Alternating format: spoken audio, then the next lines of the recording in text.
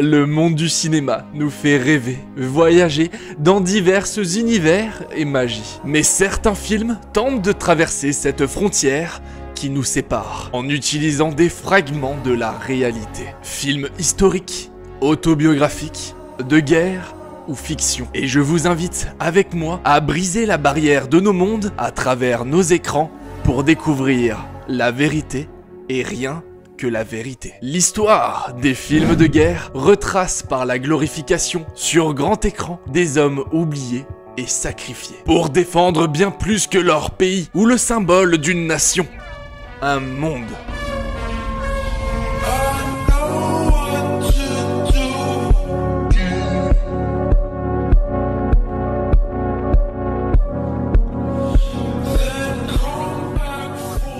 À l'image du soldat Ryan, ou encore avec le dernier souffle de l'espoir de Andrew Garfield, alias Spider-Man, dans Tu ne tueras point. Les réalisateurs nous accompagnent alors dans cette horreur du monde de la guerre, pour nous souffler un air de magie. Le cinéma peut alors défendre l'histoire, rendre hommage pour éviter que l'homme oublie. Car oui, une histoire qui se conte ne s'oublie pas. Le film Fury rentre dans cet univers. Avril 1945. Les Alliés se battent en plein cœur de l'Allemagne nazie. Une seule opposition fait encore face à la victoire des Alliés. Une résistance fanatique, dangereuse, incontrôlable. Les dernières unités allemandes qui refusent de se rendre.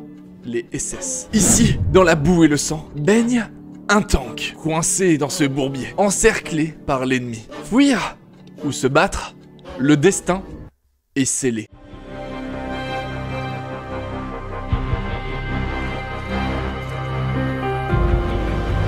Ils arrivent! Combien ils sont? Ils sont 300! Ça nous met à 5 contre 300. On s'est jamais débiné, c'est pas aujourd'hui qu'on va s'y mettre. On peut encore se battre! On peut encore se battre!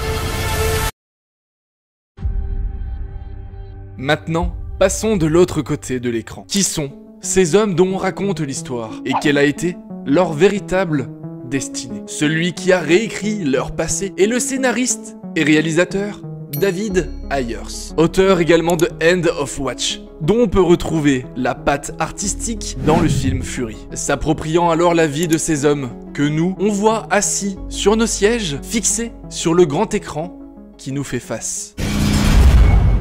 David Ayers veut alors retranscrire à l'écran un récit plus personnel, s'inspirant de plusieurs événements réels, qui percent à jour enfin la fin de la guerre, l'épuisement des hommes, l'espoir de la fin, à travers le regard de 5 hommes, liés comme des frères dans leur prison de fer. Mais un seul nom sur 5 est inscrit dans l'histoire, le seul à avoir existé.